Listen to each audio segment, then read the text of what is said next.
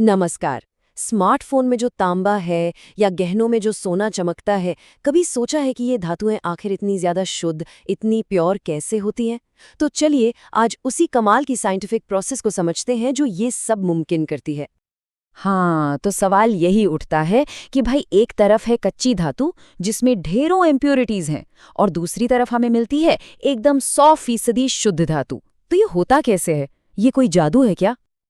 देखिए, इसका जवाब छिपा है एक बहुत ही शानदार और कह सकते हैं कि एक बड़ी एलिगेंट साइंटिफिक प्रोसेस में, जिसे कहते हैं इलेक्ट्रोलिटिक रिफाइनिंग। चलिए स्टेप बाय स्टेप समझते हैं कि ये काम कैसे करती है। अगर बिल्कुल आसान भाषा में समझें तो ये बस बिजली का इस्तेमाल करके गंदगी को यानी इम्प्योरिटीज को हटाने का एक तरीका है ताकि हमें मिले एकदम प्योर मेटल।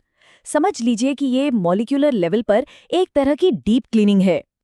अच्छा, तो इस प्रोसेस के लिए ना हमें 3 मेन चीजें चाहिए। सबसे पहली चीज है अशुद्ध धातु का एक मोटा सा स्लैब या ब्लॉक। इसे कहते हैं एनोड। यहीं से सारी कहानी शुरू होती है। फिर आती है दूसरी चीज, उसी मेटल की एक पतली सी लेकिन एकदम एकदम प्योर स्ट्रिप। इसको कहते हैं कैथोड। और पता है, यही वो जगह है, वो डेस्टिनेशन है जहां सारा का सारा शुद्ध मेटल आकर जमा होने वाला है। और आखिर में हमारी तीसरी चीज है एक खास लिक्विड, एक घोल जिसे कहते हैं इलेक्ट्रोलाइट। हमारा जो एनोड और कैथोड है ना, दोनों को इसी घोल में डुबो दिया जाता है। ये लिक्विड एक तरह से एक सुपर हाईवे का काम करता है, बिजली को बहने के लिए एक रास्ता देता है जिसके बिना ये प्रोसेस हो ही नहीं सकता। ओके, तो सेटअप तैयार है। हमारे पास एनोड है, कैथोड है और इलेक्ट्रोलाइट भी है। तो अब देखते हैं कि असली एक्शन कब शुरू होता है। जैसे ही हम स्विच ऑन करते हैं, क्या होता है? ये एक मेटल एटम की अशुद्ध से शुद्ध बनने तक की एक कमाल की जर्नी है। पूरी प्रोसेस को ना हम 4 सिंपल स्टेप्स में समझ सकते हैं। स्टेप 1, करंट पास किया जाता है। स्टेप 2, जैसे ही करंट लगता है, इम्प्योर एनोड से जो प्योर मेटल है वो आयन बनकर घोर में घुलने लगता है। स्टेप 3, अब ये जो प्योर मेटल आयन है ये इलेक्ट्रोलाइट में तैरते हुए कैथोड की तरफ भागते हैं। और फाइनली स्टेप 4, ये आयन कैथोड पर जाकर चिपक जाते हैं और धीरे धीरे उसे और मोटा और शुद्ध बनाते जाते हैं।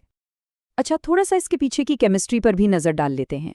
बहुत सिंपल है। तो देखिए, एनोड पर क्या होता है, मेटल का हर एटम M अपना एक इलेक्ट्रॉन E- छोड़ देता है और एक पॉजिटिव चार्ज वाला आयन M+ बन जाता है।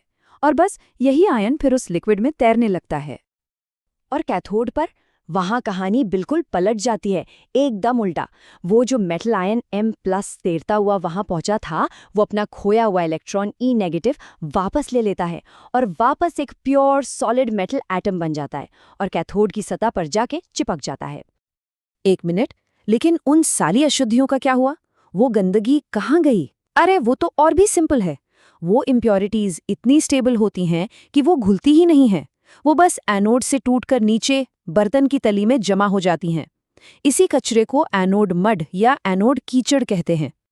चलो, अब इस पूरी थियरी को एक रियल वर्ल्ड एग्जाम्पल से समझते हैं। कॉपर यानी तांबा एक बहुत ही कॉमन मेटल है जिसे बिल्कुल इसी तरीके से प्योर किया जाता है। तो जब कॉपर को रिफाइन करते हैं तो जो हमारा एनोड होता है वो होता है इम्प्योर ब्लिस्टर कॉपर। कैथोड होता है एकदम प्योर कॉपर की एक पतली सी स्ट्रिप। और जो लिक्विड यानी इलेक्ट्रोलाइट होता है वो होता है एसिड मिला हुआ कॉपर सल्फेट का घोल। और आप जानते हैं, बिल्कुल यही सेटअप दुनिया भर की इंडस्ट्रीज में लाखों करोड़ों टन कॉपर को शुद्ध करने के लिए इस्तेमाल होता है। तो जाहिर है सवाल उठता है कि ये प्रोसेस इतना ज़रूरी क्यों है? आखिर इसके फायदे क्या हैं? क्यों इंडस्ट्रीज इसे इतना पसंद करती हैं? इसके फायदे कई हैं और सब एक से बढ़कर एक। सबसे बड़ा फायदा तो ये है कि इससे जो मेटल मिलता है वो जबरदस्त प्योर होता है। दूसरा, ये काफी कॉस्ट इफेक्टिव है, यानी इसमें खर्चा कम आता है। साथ ही ये एक एनवायरनमेंट फ्रेंडली प्रोसेस भी है। और सबसे बड़ी बात, ये सिर्फ कॉपर के लिए नहीं है। सोना, चांदी, टिन, कई कीमती मेटल्स को इसी तरह से रिफाइन किया जाता है। और जब मैं कहता हूँ जबरदस्त प्योर, तो इसका मतलब क्या है?